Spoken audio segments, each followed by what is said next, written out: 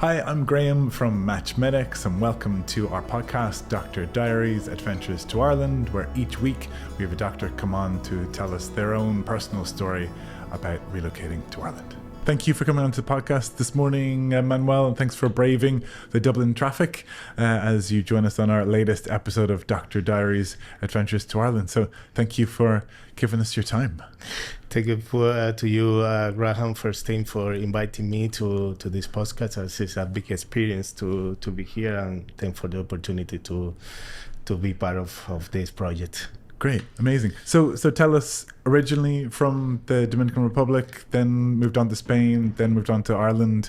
It's a growing pathway for a lot of Latin American doctors to come through the likes of Portugal and Spain all the way through to Ireland. Talk us about your journey and maybe bring us back to, if you can, to a junior doctor just qualifying in the Dominican Republic. What was it like to practice? Yes, as you say, I'm from Dominican Republic. I have a long journey from my country, original country, to Ireland. That started maybe 15 years ago or 18 years ago, when I decided I finished my studies and I decided to improve or get a new challenge, So I immigrated to Spain. In Spain, I get training. And how long ago, if you can go back a little bit, how long were you practicing in the Dominican Republic before you decided, I want to move to Spain? When I was in the middle of my career in the university, I started to visit the hospital. I started to do my career. In the middle, I saw that that style of life was good because I have all my family or my friends or my culture there. Okay. But I said there is something bigger that I need, So. Okay. In the middle of my career, I decided to go into Spain because first things was for the qualifying is very good and the training, and second thing is the language was Spanish as my mother language, and it's easier to me to do in that way. Okay. I was preparing that trip, and I get my degree in Spain. Okay. And immigrate to Spain and doing the training. I did the training. So you did your family medicine training in yes, Spain?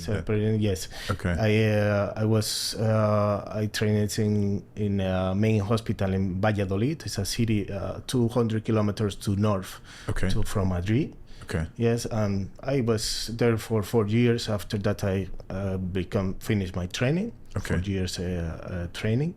I started to work on different places. I work in the 111, it's like the ambulance emergency service. Sure. After that, I was a GP in a practice. It's different than here because there is all is public, Yeah. So, and here all the practice are private, with concessionary with the government, but it's private. Yeah. Finally. That's as I lasted there. I stayed there at least 6 or 7 years. Okay. Good friend of mine, more than friend, is my brother Luis. Okay. He said me one day, I going to Ireland. I need more. I going to Ireland. Yeah. Ireland, where? But that is all in English. We never speak in English. We never work in English. So. You are crazy, man. I'm not going to follow you in this adventure. Okay, Manny, don't worry. I'm go. And one day, he came to Ireland and started talking with me about the system, about the lifestyle, about how is the world. One day, he sent me a picture of the big mountain, green mountain in the south. Okay. And I said, I'm going to try. Yeah. To try because it's a good opportunity to grow. Why not? Yeah. I'm young. I have the hope and and the decision to doing, I have why not to do it. Yeah, so this was the next phase of your professional development, if Of you course, can put it yes. that way. So Of course, how did yes. you overcome, like many, overcome that language barrier? This, the Spanish and Irish systems within family medicine are quite similar, and that's why there is quite a healthy level of traffic from Spain to Ireland. But that language barrier is a big, yes, of big course, piece. yes. And more when you have all your career and all your life speaking and living in Spanish. Yeah. So my country, Dominican Republic, is very near from North America, United States, and we have the culture to study in English. So I studied English. I studied English when I was younger, before the university. But I never speak. I never work. I never live in English. Okay. When I start to preparing this adventure that is Ireland, Yeah. I started school, English school, to refresh that Okay. knowledge and refresh that's my speech skills and all things. So I prepared that period was 1 year studying in a school. Okay. Because it's not the same to go into the store for example, in any place that you want to visit that speak in English, UK or Ireland, or then it's very different than have the responsibility to understand what's happening with a person that needs your help. So the big difference between conversational English and medical English. Yes, of course, yes, because you have maybe the life of the person in your hands, and for understand that what is the complaint depends of the life of that person. So So I start to doing. One day I get the degree here. I have the receipt. I start the process. It was not too long process. It was at least 6 or 8 months, more or less. Okay. To qualify into. And that was after you'd gotten your specialist training recognized in Spain, to then be recognized as specialist here. Yes, it's the recognition of the ANC registration is a process. It's a confirmation of documents. It's a lot of bureaucracy but we have to do, and it's the door that you have to knock and open to come here. Sure. So. That's the journey I start. And you did, I'm right in saying you did locums initially just to try out? Yes, I started as a locum. Yeah. I started as a locum of our doctor.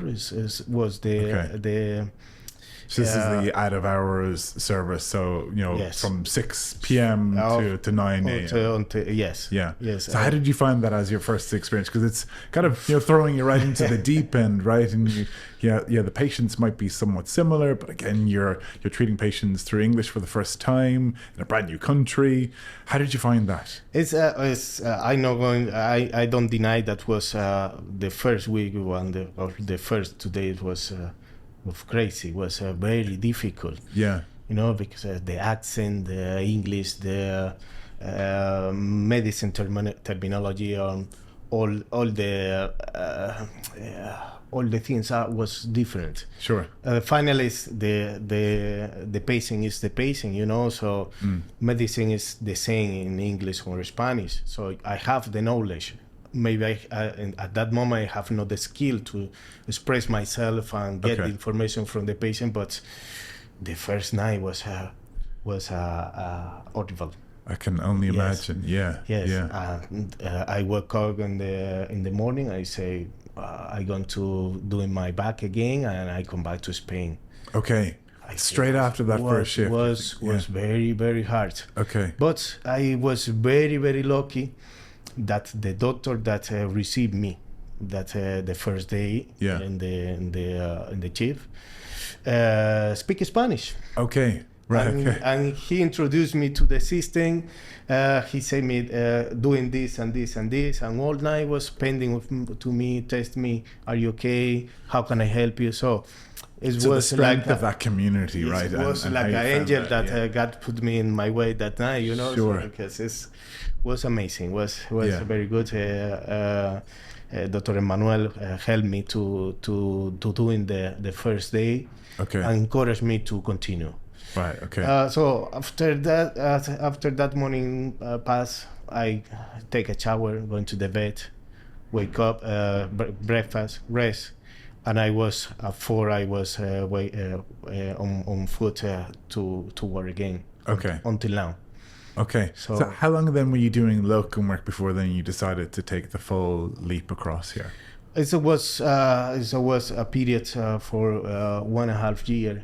Okay. I was preparing, getting experience in all of the Ireland, especially in the south. Okay. I was in many cities. I tried a lot of different works. It's one thing that I like from Ireland that offered me that I haven't in other places, different modalities of work. That's a flexible way that you get what do you want. For example, I was working as a locum. The next step in our first. The next step was start to trying in a GP practice. Yeah. I started doing locum GP practice combined with the off hours. Okay. Less off hour because it's more work than GP practice. I like more the calm down and talk with the patient with so getting to know them, consulting with them, getting to know their full history. Yes. Yeah. Yes. Okay. So after that, I got the opportunity to throw Chile from MatchMedics to get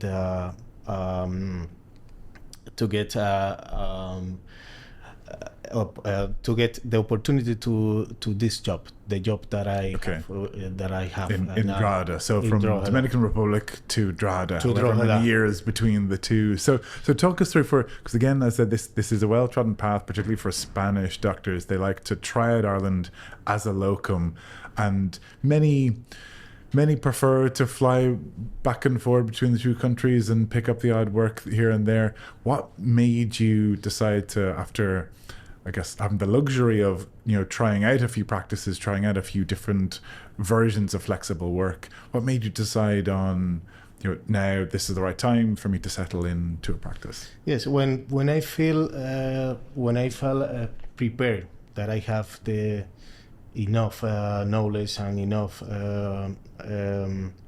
control of the situation, so imagine this all my life speaking in Spanish, the first time working in English. Yeah. So it's a big challenge, when that's at the moment that I have that's confidence that I can control all things that enter to the door. I decide to get a permanent position in a practice. So I try many places, as I told you, and the best one is for me. It's very important to be near from the city and the main city and the airport. Sure. So I get this opportunity in Drogheda is not too far from Dublin. Yeah. So it was the moment that I decided to be permanent in a position in a clinic. So talk us then through your day-to-day. What does the day-to-day in an Irish practice look like for you? It's my day start at 9 a.m. I start my day, my morning, until 12:30. I saw patients by appointment. Some patients come as a walk-in. It's walk-in for the person that never worked in Ireland. Is the patient that have no appointment and come to us for urgency or need to be seen in the same day. Okay. After that, I have 1 hour of break for take a lunch, for relax, for make a walk. And after that is restart at 2 until 5. Okay. So they're broken up into for those listening sort of sessions. That's Sessions, how yes. the GP Yes, world GP works here in Ireland. Yes. So morning session and afternoon session. Correct. So across the given week, how many sessions would you do? At the moment, I'm only doing 8 sessions per week. That's Okay. 4 days, 1 day rest, and the weekends rest too. So it's flexible and very good schedule for have a time for the family, for have a time for enjoy good temperature and Sure. good weather and Yeah. everything. So it's at the moment I'm working 8 sessions. Okay, and that's I feel quite the changing makeup of GP work in Ireland. That historically it was, 10 sessions a week, possibly on call over the weekend. Whereas course. now there's a lot more flexibility, as you say, to work around family or to work around just having your own time, or indeed taking up additional work when you choose to do so. Yes, when you choose. If Yeah. you want to work more, you can work more. Yeah. You can work 10 sessions and work all weekend. It depends what do you need and what do you want. I always say that nobody work too much, so I think that the person work as they need. Okay. So depends of each person and the necessity of the person. That I think there is infinite possibilities here in Ireland to working the time that you need or Sure. you want. Absolutely. We talk about the flexibility and that also translates now to patients too, and having the flexibility to see either their GP in person or virtually. I know telemedicine within the primary care space is rapidly growing. You've dipped your toe into that space most recently. Do you want to tell us a little bit about that and Yes. how that compares to in-person consultations? Yes, it's a new challenge that I starting is recently. I got the new opportunity to explore that area of the medicine. It's a telemedicine. I think after COVID is the future. Sure. Telemedicine is Absolutely. the future because it's not necessary to go into the doctor or to wait in the waiting room or be in contact. I think that a person after COVID may fear to be in the same room or be in contact too short from the person. So now we know that lasts, but telemedicine is for me is the future, and it's a new area that's of medicine that we need to make in mind that for the future. Absolutely. I think that is a good way to work and is offer you the opportunity to doing more. Yes, it's a new challenge. Sure, and absolutely, it's a technology that should be embraced, and as I say, in combination with in-person consultations, because you still there's a lot to gain from both avenues. I feel. Of course, yes. So you've tried out all three that's available. So out of hours, in-person, daytime, and telemedicine. And now telemedicine, yes. Yeah. Would you Multitask. have a preference, or are you happy to have the blended options? Yes, of course. Yeah. Yes. I think that says we need to make a balance. I have to make a balance, and Sure. depends of the time.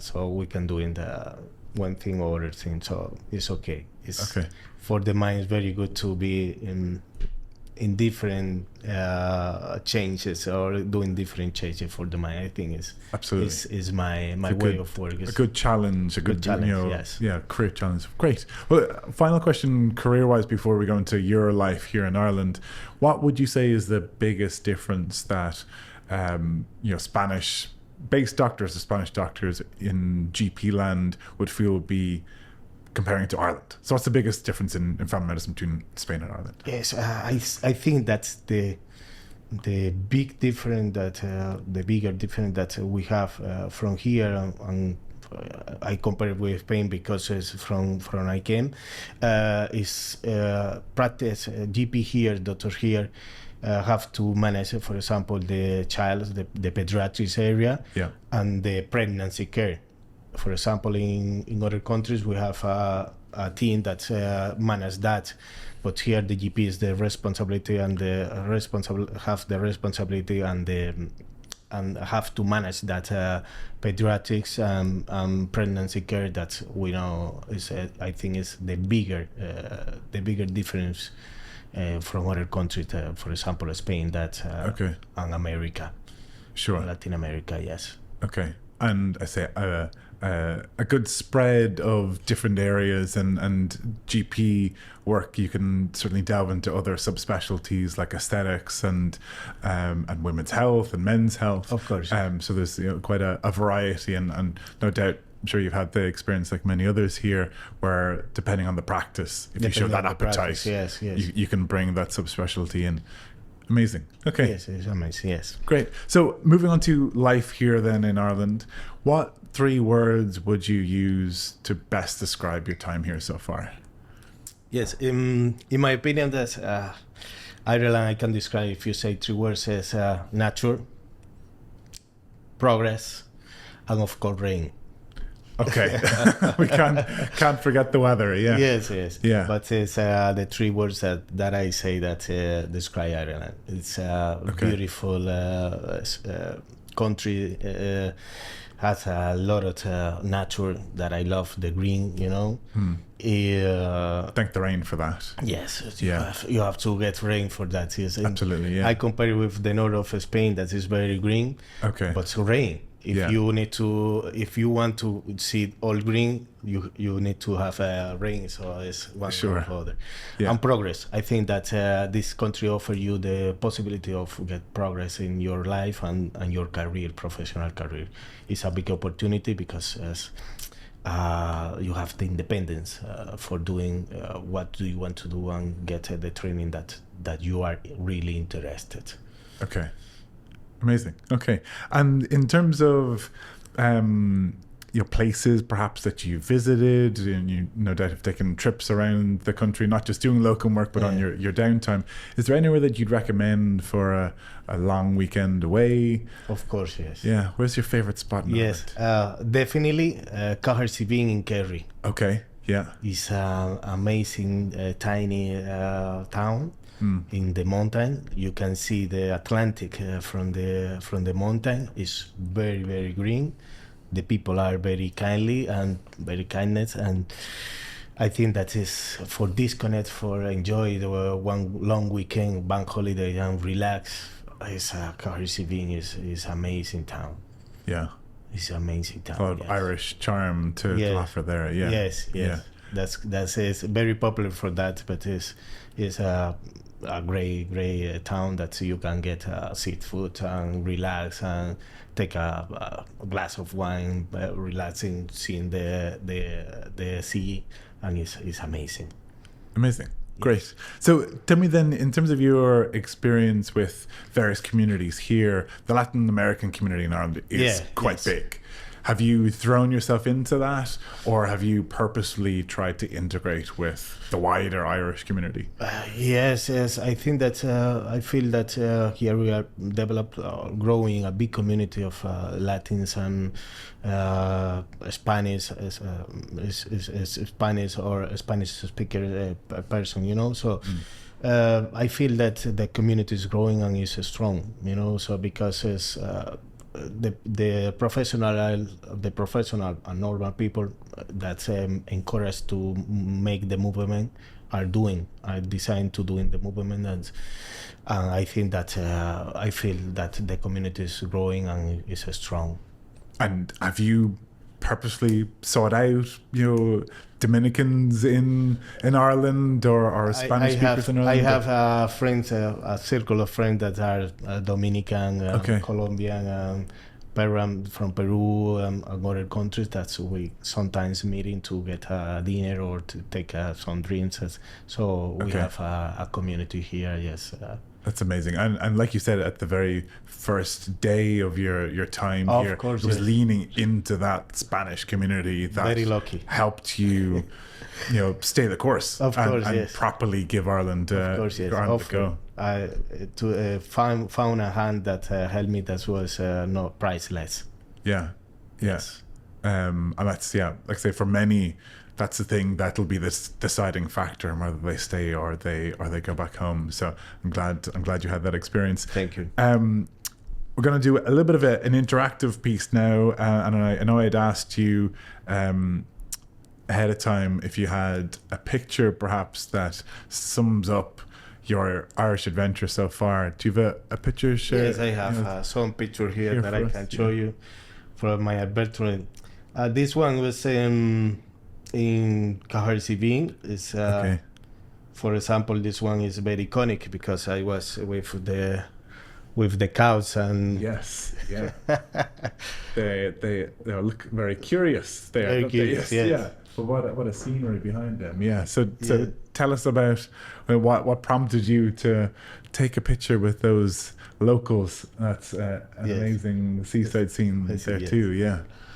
that was in Cajercibín. It was one day that I was working there, and one day free and one day off. I gone to the beach and relax, and I found that that was very funny, because when I stop in the car, all the cows come to me and I made the picture. That was like, okay, we're going to be friends. What are you doing here?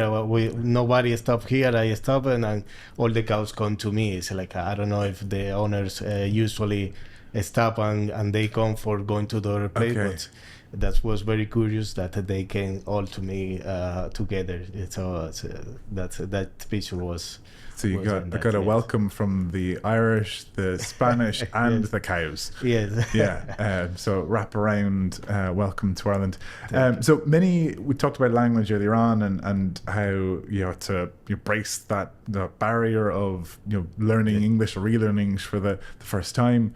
And many people think also, do everyone in Ireland speak Irish, and do I have to learn Irish myself to come across? You can surely confirm that is not the case, but there are plenty of Irish words that are used in day-to-day life, and no doubt there's words that you've come across that stick out to you as maybe initially thought, how on earth am I going to pronounce this? So I'm going to throw a couple ones at you and see how you fare. So I'll give you a clue. This is a person's name. You might very well have come across it. How would you pronounce that name? Call me. No, it's a good attempt. Have you come across it? It's Quiva. Quiva, yeah. Oh. Quiva. That's the first time. Okay, so you'll seek out more Quivas, yeah. Quiva. So here is now a place name, no doubt. It's very popular with tourists and Irish people alike. It's a seaside town. Perhaps you've been there. I think that Howth. Well, that's how most would attempt it, but it is Howth is how the intended pronunciation of that. And this then is an Irish phrase. I'm sure the cows, if they could speak, might have said this to you. Slinte. Sláinte. Sláinte. Yes, sláinte is Irish for welcome. So or cheers. Some people might say in the pub, sláinte, as you raise a pint to each other. So plenty more, no doubt, that you're going to come across in your time here. But thanks for entertaining that idea with us. So before we finish up, Manuel, your medical career has taken you to many parts in the world. Now that you're here in Ireland, can you finally call it home, or do you perhaps see in time that you might move somewhere else to continue your professional development? For the moment, I have a big journey here to come here, so I feel good here. I think that's until now. Yeah, I will be here for a long time. So amazing. I'm not planning to move to a place, because I feel comfortable, and I feel that I need to do more here. Okay. So your journey here has only just begun. So for anyone listening, anyone who might be able to resonate with your story, last thing, what one piece of advice would you give them? If I have to get advice for someone that want to get to doing the movement, I said don't be afraid, don't limit you about the language, about the culture, about nothing. You have to encourage to doing and doing what do you need in that moment. So take the opportunity, and you will not regret about that. Amazing. Great. Thank you so much for sharing your really interesting story. And I've no doubt there's plenty, as I said, it's a well trodden path at the moment. It's a growing in popularity. So I've no doubt there'll be plenty more Latin Americans following the route you took. Thank you to you for inviting me. No problem.